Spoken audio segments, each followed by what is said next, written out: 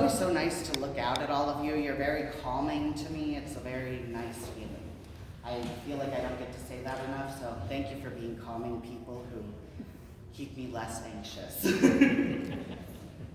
If you walk away remembering one thing from what I'm going to say today, I want it to be this. God is the patient parent who not only keeps the porch light on hours after curfew, but rounds up the neighborhood to find us. God brings home to us. This interpretation was revealed to me through one of the many beloved prophets of the faith for me who came before me, Joel Workin. Has anyone heard the name Joel Workin? Okay, well, Pastor Shields doesn't count because I talk about Joel all the time. Joel was I have to read this biography so I don't get it all wrong. Joel was born in North Dakota. He received his Master's of Divinity from Pacific Lutheran Theological Seminary.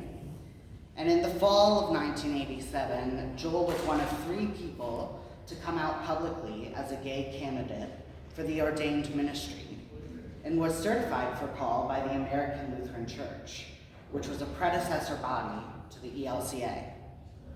Following this courageous, faithful act, Joel's certification was revoked by the ELCA and his name was never placed on the roster of approved candidates waiting for call.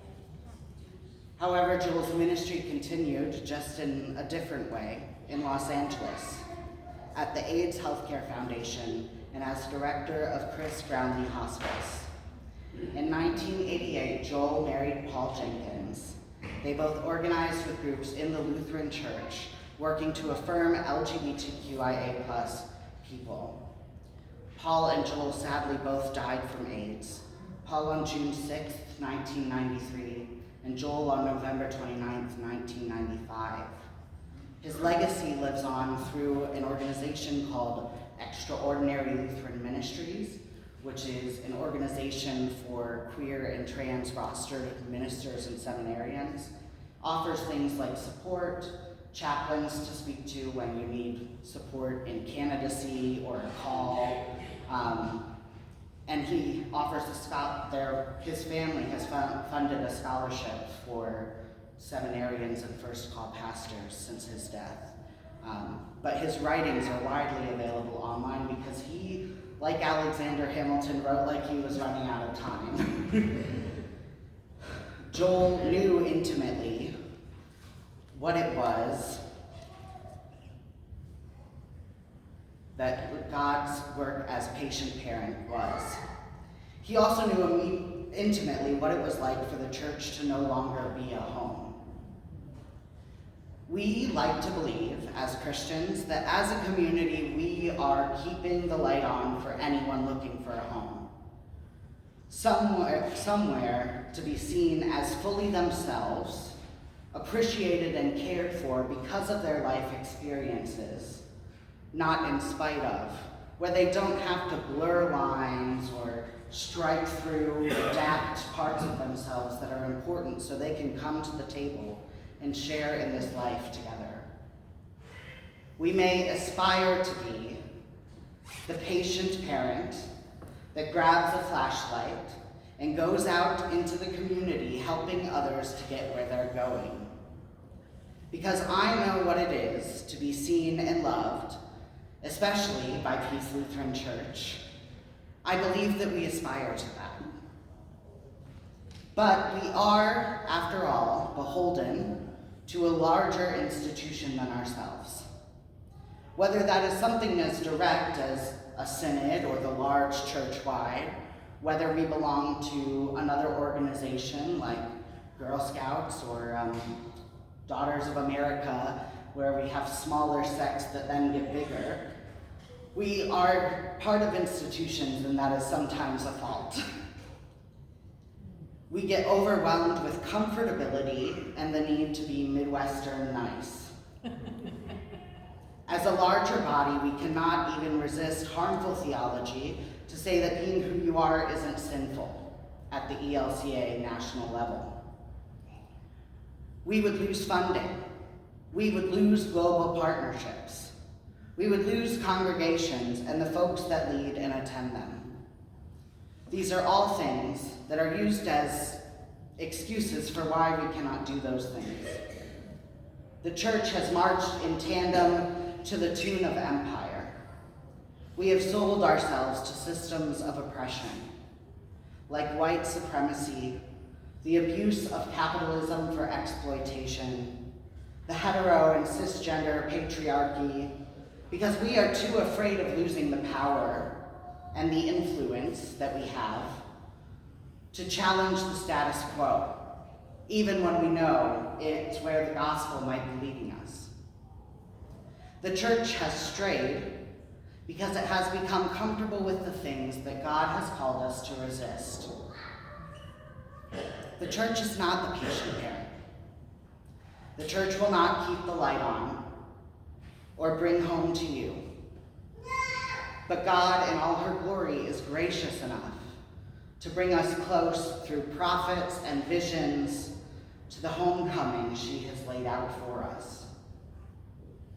When we choose to be community, when we choose to be a body together, when it is within these four walls that we gather and create memories, and we listen to Jesus' words of go out, make disciples, do unto others as you would have done unto you, we begin to look at a future of what the patient parent could embody here in Cleveland Heights, in Cleveland at large. We begin to change the narrative that the church is the older brother who watches as the younger brother, destitute, forlorn, apparently filthy, a little bit grungy around the edges, comes home and is welcomed home by the patient parent. We too often with our eyes look at what people look like, how they behave, or the social cues they may or may not get, and say that that person is not someone I want to be around, or that is not someone who is worthy to be in our social circles. Sometimes that divide is academic. That person is not smart enough, or too street smart, or too academic smart to be within your circle. Sometimes it's a social class divide. There are a million reasons that we, as individuals within the church, have been the older brother. But Joel intimately knew within his own community what it was like for God to bring home to him. Because when the church failed him at every turn, people stepped up in his life to show him that he still deserved a home. That even when others looked at him, looked at his call, and said, that is not worthy to represent Christ. You are not a vessel to take Christ to other people. Others stepped in and told him, that's not God talking. That is the institution talking, and made a home for him in these new communities. Joel's writing reads very much like a homecoming. Whether you are turning the page on one of his first essays or you're halfway through his book called Dear God, I'm Gay, Thank You, every page and every word he writes just feels like a hug from someone who knows what it's like to be alone, from someone who knows what it's like to be cast out into the desert. God, as the patient parent, has continued to make us homecoming even when we have cast others out. And I think that's what was hardest for me to get through this week. I kept sitting and reading this story over and over again, thinking, what can I say about this that hasn't already been said? Which is, first of all, the hardest thing about being a pastor. Feeling like you always have to say something new. But I think it has been said that we, as an institution, struggle. That we have not often been the patient parent. And it might be a hard pill to swallow that God still loves and welcomes us all the same. That even though we have time and time again rejected others, God has always chosen us. She has always laid out a table that is full of delicious food, of the best smelling candles and the most elaborate silverware. I think of my grandmother's china. She continues to leave the light on long after we have asked her to turn it off. This week, as you go about your days, I invite you to remember that God is the patient parent. She keeps the porch light on after curfew. She continues to stoke the embers of a fire long after the last person has gone home. She rounds up the neighborhood, kids on their bikes, parents running down the sidewalk with flashlights. God brings home to us. What would it look like if we could bring home to others?